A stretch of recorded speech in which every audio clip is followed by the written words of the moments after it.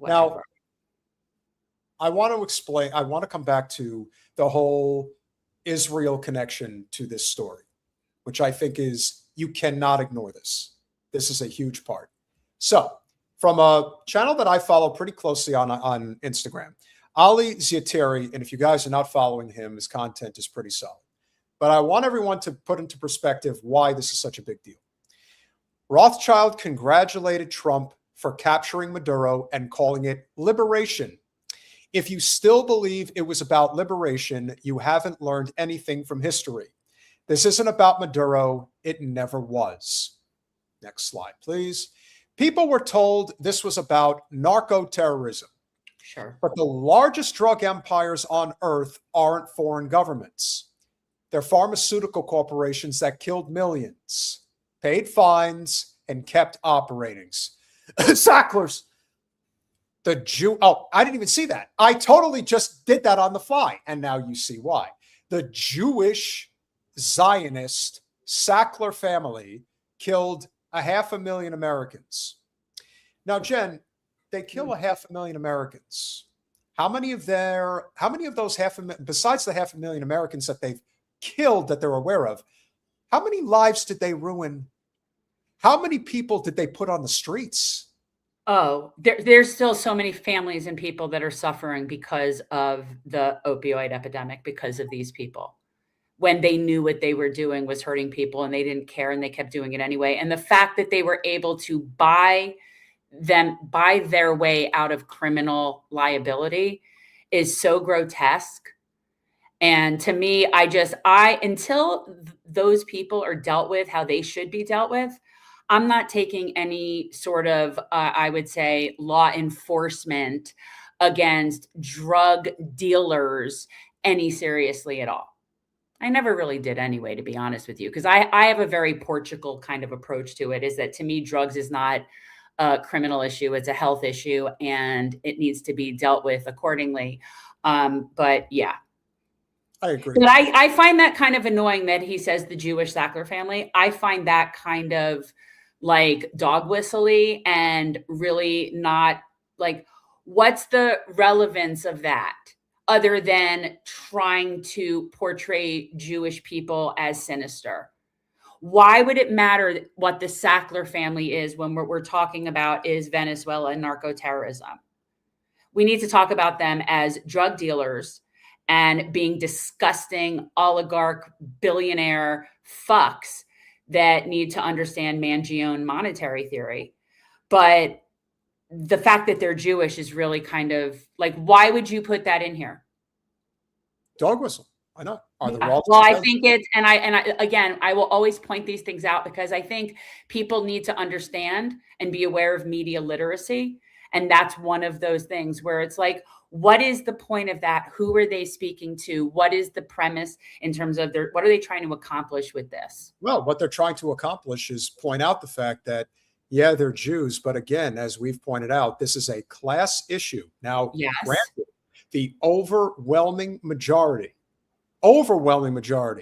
of Zionist billionaires are Jewish. That's a fact. However, if you think that makes any difference, this is the same argument that's made again. I'll give you a great example. You know how a lot of people that have found their way to this channel have a sensitive opinion when it comes to the issue of it's the white man's problem? Here's what I could tell you, ladies and gentlemen. Is it the white man's problem? No, but it is an elite white man's issue. When you think about the richest and most powerful people in the world, overwhelmingly, they are white and they are men, and they're usually old men. That's not a stereotype. That's just a fact. If you don't like that, then you wouldn't like being called a Jew just because the Zionist billionaire class is predominantly Jewish. It's the same thing. It's sort of like in the chat when some idiot calls me a Jew princess and then also feels the need to be somewhat judgy about me smoking on air. You're not going to last in our chat. But yeah, I can understand being touchy about being called like a Jew princess. Couldn't agree more. Not all Jews are from Israel, but all Zionists are. And Peter, most of them are fake Jews. Correct. Granted, most Zionists, they don't practice anything. They don't believe in anything. You know what they believe in? They believe in their own personal satisfaction. That's it. And they use, to the detriment of honest, everyday Jewish people, they use them as a weapon for facilitating their global Zionist, billionaire, oligarchic control over the world. And you think for a second that they don't start wars, that they don't get people killed for the purpose of maintaining that hegemony? Of course they do. And as I said about Myron Gaines, as I would say about anybody else, when you call them a Jew bitch, or you even call them the K word, at the end of the day, who are you helping by doing that? You're helping the Zionists. They love it when you do that. That only helps keep them at top a little bit longer. So keep in mind the people that use that type of language, whether or not they're truly on the side of justice, because my guess is that they're not. They're in it for a career, just like every other grifter out there who does it for the money and for the power. So, yes, answering questions. Yes, I smoke weed. I'm a cannabis user. And the only reason that you won't be seeing me smoking on camera is because for the next couple of months, I am in a rental property. And so this is not my home. And so therefore, it's not like I'm in my old studio where I can do whatever I want. So yes, but that is a thing. And, yeah. But I have to step outside. No arrests, nothing. Next.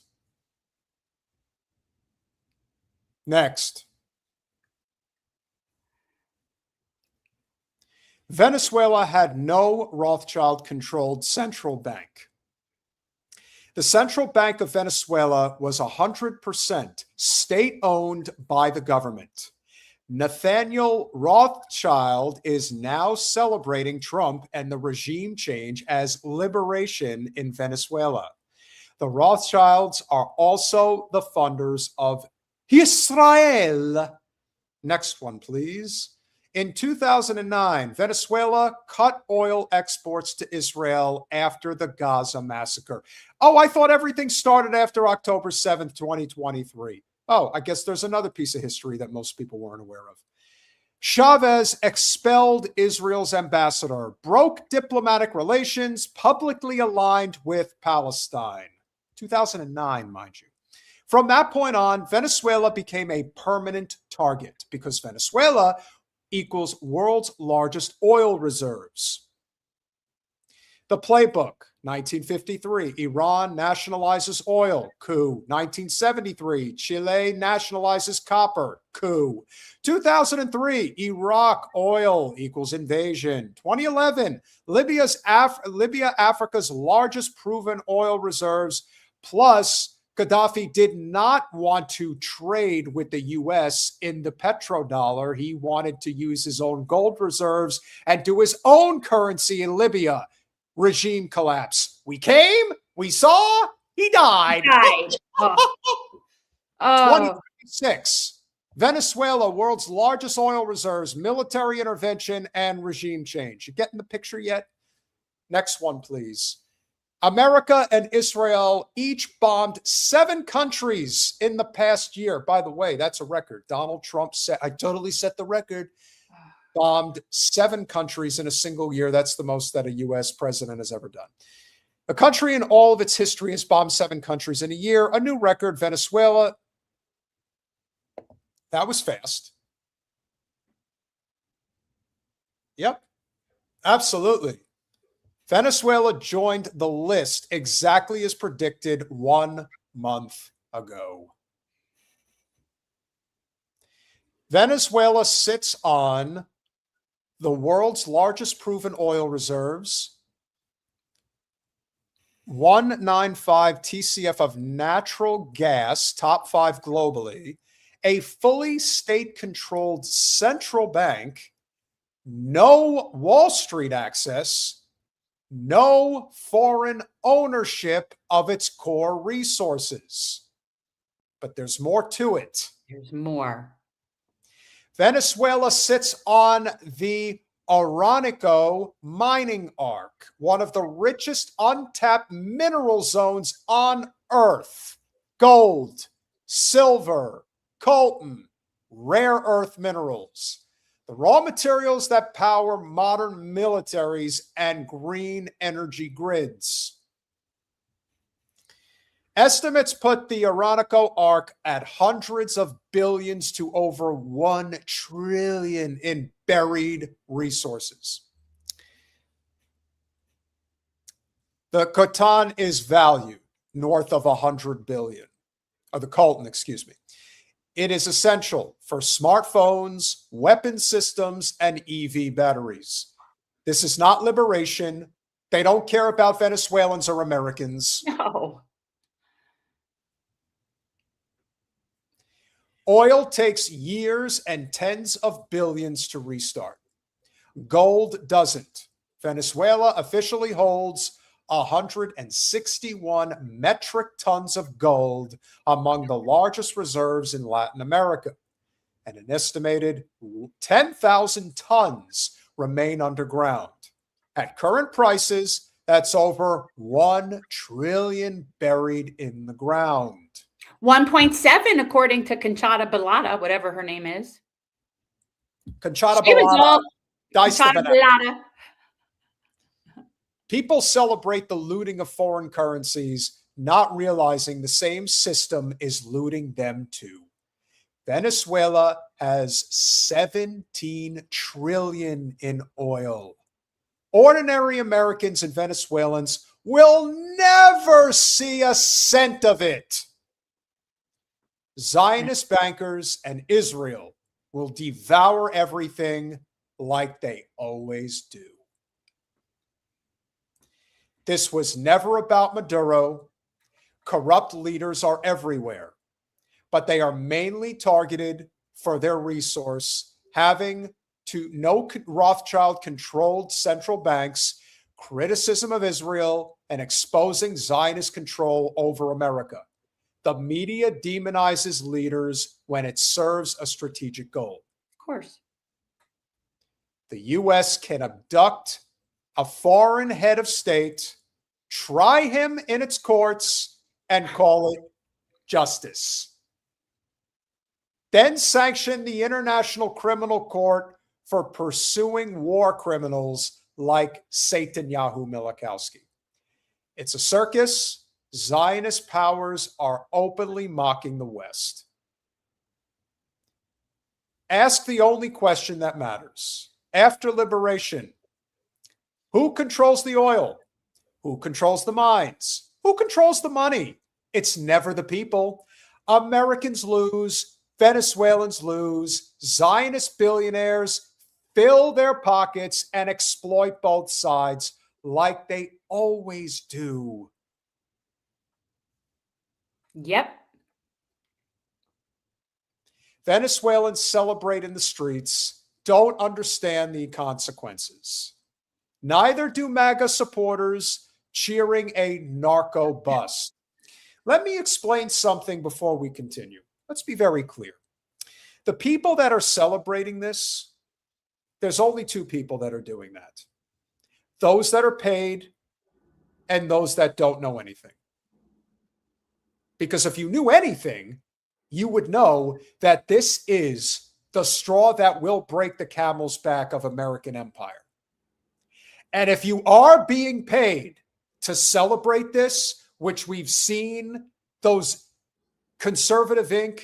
and shitlib accounts, you know, the amazing thing about this, ladies and gentlemen, it's not just the people who suck off Trump's ballsack every single day for a paycheck.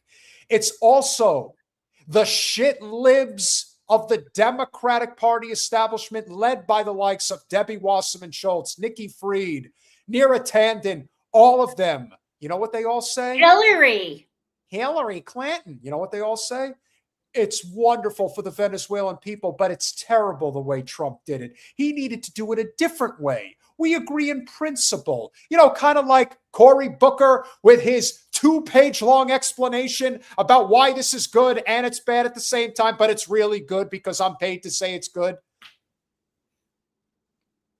These are the people that are traitors to America. These are the people who know the score and they do it anyway because they want to get paid. That's what's most important. Wouldn't that make them the most guilty of all? This isn't people get screwed in all of this. It's not for anybody but the wealthy people that make money off of oil and off of the military industrial complex. That's the entire point. This isn't left versus right. This isn't the US versus Venezuela. It's Zionist billionaires, banks, and corporations versus Americans and Venezuelans. And you can duplicate that across the board in any other nation. Colin? The real winners are Exxon, Chevron, defense contractors, political insiders, Israel, and the Rothschilds. The biggest losers, Venezuela and America. No, Venezuelans. Venezuelans and Americans, but 6 of 1/2 does the same thing. Maduro also crossed another red line. He openly challenged the U.S. and Israeli foreign policy, condemned the genocide in Gaza, and aligned with Palestine. That guaranteed nonstop attack from Zionist-owned Western media, among other things.